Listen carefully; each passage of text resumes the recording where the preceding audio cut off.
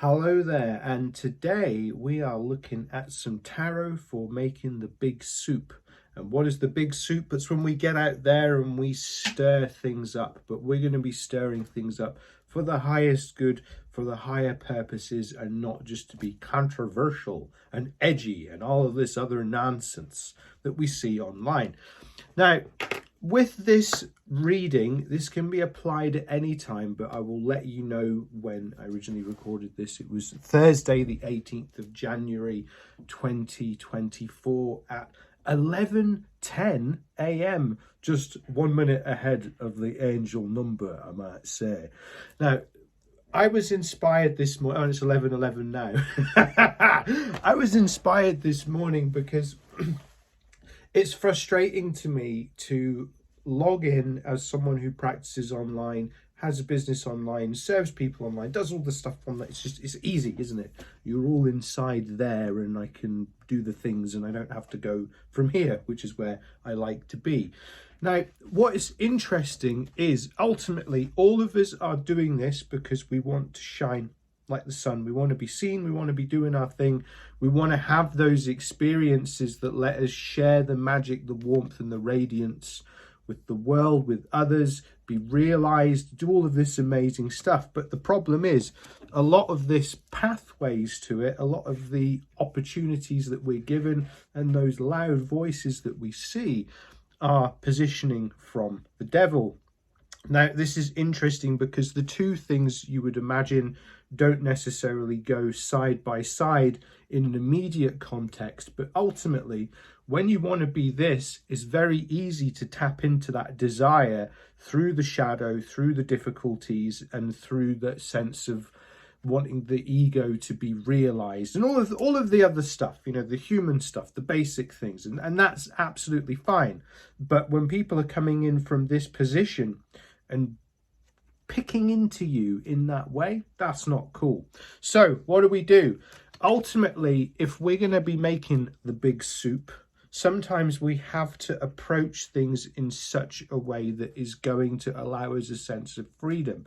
But when we're in the depths of things, when we have been really chained in, we see there the people chained to the stone beneath the devil himself. When we've got that attachment, say like if we've fallen into like a cult-like group under charismatic leaders and all of that stuff, or a coach-fluencer, I really am quite happy that that word is getting out there now. I can't lay claim to it, but when I started using it, other people started doing so maybe we tapped into something there.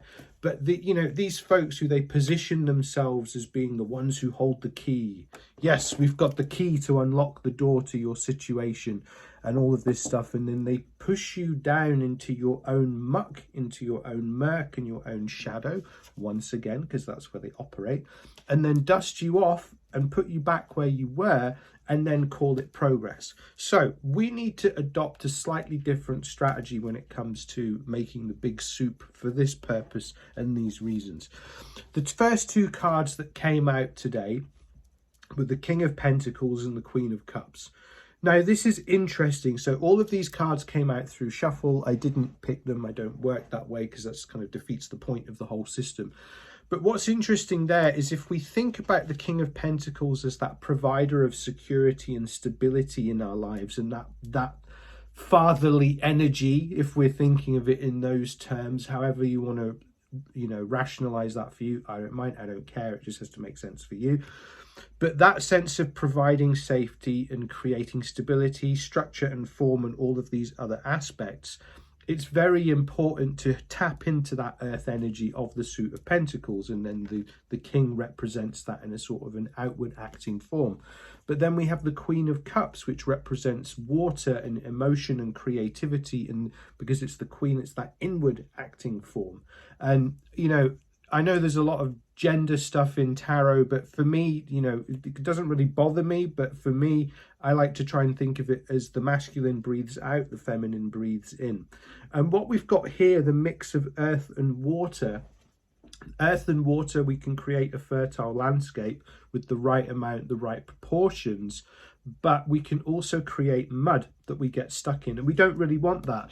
And when we're trying to pull away from this, because the whole time we've got the light in our eyes, we've got the sun, we're working towards it, we're doing all of these other bits and pieces. It's very difficult not to get stuck in the mud. So that's when there's too much emotion and there's too much earth. And that's what these individuals trade on, is they pour all of your emotion all over everything. So you then get stuck in this state of being, and then getting out of there becomes difficult. So as all of that is built up around you, what do we need to do? We need to strike the tower down, and we can do that in any number of different ways, and it's going to look different for all of you, different for any situation that you're in. But ultimately, if your intention is we want to be out there, want to be doing the things, want to be seen, want to be recognized, we need to remove ourselves under the heels. We need to remove ourselves from being under the heels of the gurus, the cult leaders, the coach fluencers, the woo twats, all these kind of things. So it's very important that we recognize, to create that shift, we then strike the tower down that has been built up around us. We can see that as the mud of the waterlogged landscape. But then if we're using the King and Queen of Pentacles from that position, we let the light shine over it, the water starts to dry, the landscape starts to lift, and we can start to move once again. And what's really important to recognize is, when you're in this sort of situation, it might feel like it's a massive task to get out of this situation. And of course, people who profit off that and they trade on that, and that's their whole model, they don't make it easy for you. And also, there's that whole kind of, if you leave, bad stuff will happen. I'm responsible for all the good things, all these bits and pieces. But you just got to go. You got to go through it. You got to do what you need to do to pick up who you are and where you want to be and where you want to go.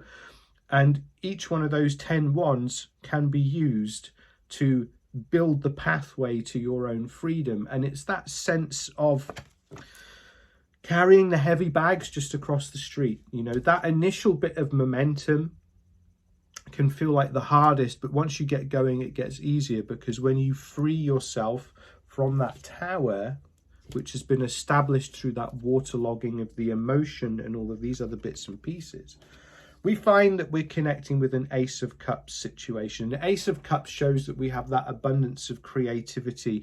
And also, if we've got that overflowing cup with the water, it then allows us to have control over the Queen of Cups aspect, which is that portal of vulnerability, so we don't get exploited once again.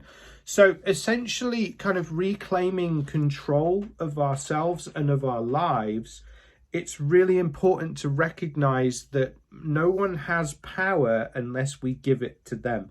And I know that there are certain situations where that's deeply applicable, in certain situations it doesn't make sense. So let's not have all the, but what about this? And what about, I'm talking about when you're working on your own personal path, or you're working with others who say to have your best interests, but they don't. So it's all about finding ways that you can think, act, and do and be for yourself. And let's kind of grab another couple of cards here just to see what's going on. Once we've done that, we've crossed the boundary. We're now working with the Ace of Cups. And then we have the Three of Pentacles. So that shows that we can see things from a fresh eye, because what we can see there is, we can see there's one way to design the arch, there's another way to build the arch. And this is all about progress and evolution. And as we do that and we look back on our experiences, we can see how they have formed our character. And those lessons can only ever come from within. People can't force them. It's not everything happens for a reason, man. It's like you've got to come to that yourself. You've got to do the healing, you've got to do the work, you've got to get to that place. And then that allows you to be like the Hierophant who sits at the head of that sacred lineage that you have then established, because you have done the work, stirring yourself out of the big soup to shine like the sun once again. And then everything that you've been through becomes wisdom. And then what you're doing is you see that freedom from the Five of Pentacles situation, which is that trauma bonded codependency that has been real valuable currency for so many people in the past few years. Well, we can look back at that and say no, and we can look back at the people still peddling that and tell them where to go and where to get off, because this is what it's about. This is where we're headed. This is what we need to do. This is what we're establishing for ourselves, and this is where we start to take back control, my friends.